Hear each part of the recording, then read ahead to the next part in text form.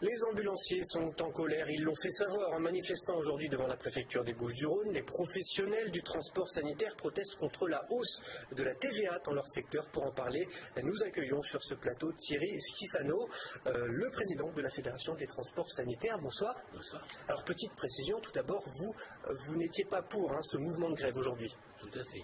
Si le mouvement de grève est dans notre Constitution, je peux le respecter, mais je ne le partage pas.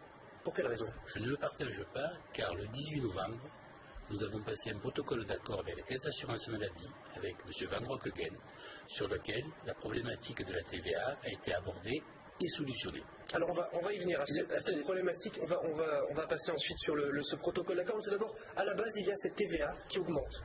Alors, à la base, cette TVA augmente, et ce que nous demandions, c'était que, comme l'intégralité des sociétés, de pouvoir répercuter le montant de la TVA, notre client final, soit à l'assurance maladie.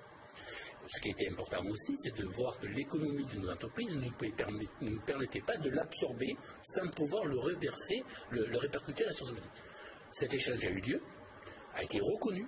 On a aussi reconnu l'efficacité de notre profession et la mise en place aussi du véhicule sanitaire léger, de façon très forte. Donc l'État vous a dit, ok, l'assurance maladie va prendre en charge cette augmentation de la TVA qui passe de 7 à 10%, je crois. Oui. Et donc vous dites, pas besoin de faire grève puisqu'on a ce protocole d'accord.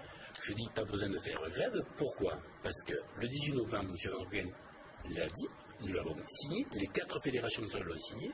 Madame la ministre, le 22 à l'Assemblée nationale, l'a confirmé, et nous avons une réunion de ratification le 2 décembre. Alors pourquoi il y a eu ce mouvement de grève aujourd'hui?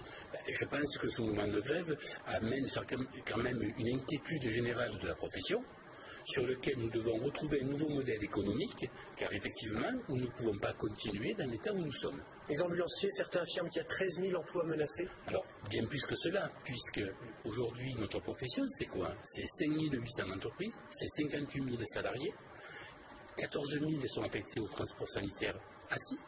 Donc, à ce moment-là, effectivement, si le VSL était en difficulté, c'est bien l'intégralité qui pouvait basculer.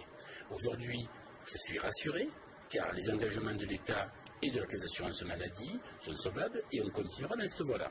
Alors, petite précision, le VSL, c'est véhicule sanitaire léger.